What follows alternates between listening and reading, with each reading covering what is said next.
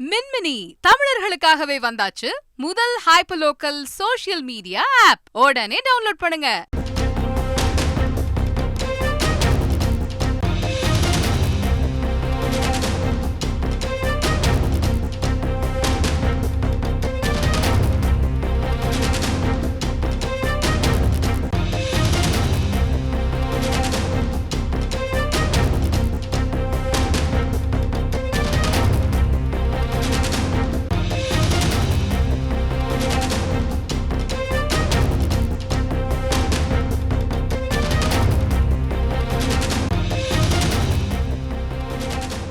மை-வி3 ads நிறுவனர் சக்தி ஆனந்த் கோவை மாநகர குற்றப்பிரிவு காவல் நிலையத்தில் விசாரணைக்கு ஆஜராகியுள்ளார். விவரங்களோடு இணைகிறார் செய்தியாளர் கார்த்திக். வணக்கம் கார்த்திக். எந்த வழக்கின் அடிப்படையில் இந்த விசாரணையானது நடைபெற்று வருகிறது? முழு விவரங்கள் என்ன? வணக்கம். கோவையை மையமாக கொண்டு மை-வி3 ஆட்ஸ் என்ற ஒரு நிறுவனம் கடந்த 2 ஆண்டுகளுக்கு முன்பு தொடங்கப்பட்டது. அதாவது விளம்பரம் பார்த்தால் பணம் சம்பாதிக்கலாம் என்ற ஒரு விளம்பரத்தின் மூலமாக பல ஆயிரக்கணக்கான மக்கள் அந்த நிறுவனத்துல உறுப்பினராக சேர்ந்திருக்காங்க.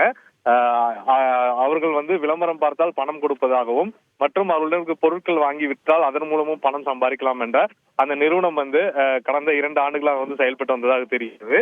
ஆனால் இந்த நிறுவனமானது ஆட்களை, அதாவது MLM மார்க்கெட்டிங் அடிப்படையில ஆட்களை சேர்த்து பண மோசடி செய்ய இருப்பதாக நிறுவனத்தின் மீது புகார்கள் எழுந்தது. அதன் அடிப்படையில கோவை மாநகர காவல் ஆணையர் அலுவலகத்துல கடந்த ஜனவரி 19ஆம் தேதி 4 பிரிவின் கீழ் போலீசார் வழக்கு பதிவு பண்ணியிருந்தாங்க. அந்த வழக்கு தொடர்பாக விசாரணைக்கானது அவருக்கு சம்மன் அனுப்பப்பட்டு இன்று கோவை மாநகர காவல் ஆணையர் அலுவலகத்தில் இருக்கக்கூடிய குற்றப்பிரிவு வளாகத்துல விசாரணைக்காக வந்திருக்காரு.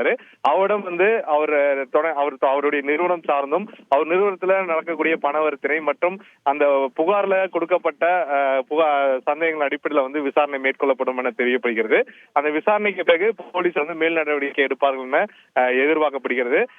காரணம் பாத்தீங்கன்னா, கடந்த வாரம் கோவையில் ஒரு 5000க்கும் மேற்பட்டவர்கள் இந்த நிறுவனத்திற்கு ஆதரவாக மாவட்ட ஆட்சியாளர் புகார் கொடுத்திருந்தாங்க. இந்த புகாரை எடுத்து அந்த நிறுவனம் குறித்தான பல்வேறு சர்ச்சைகள் தொடர்ச்சியாக எழுந்து வந்த சூழல்ல தற்போது போலீசார் அவர் விசாரணைக்கு அழைத்திருக்காங்க. இந்த விசாரணையின் அடிப்படையில் மேல் நடவடிக்கை இருக்கும் என எதிர்பார்க்கப்படுகிறது. உங்கள் முழு விவரங்களுக்கு நன்றி கார்த்திக். மின்மினி தமிழர்களுக்காகவே வந்தாச்சு முதல் ஹைப்பர்லோக்கல் சோஷியல் மீடியா ஆப். உடனே டவுன்லோட் பண்ணுங்க.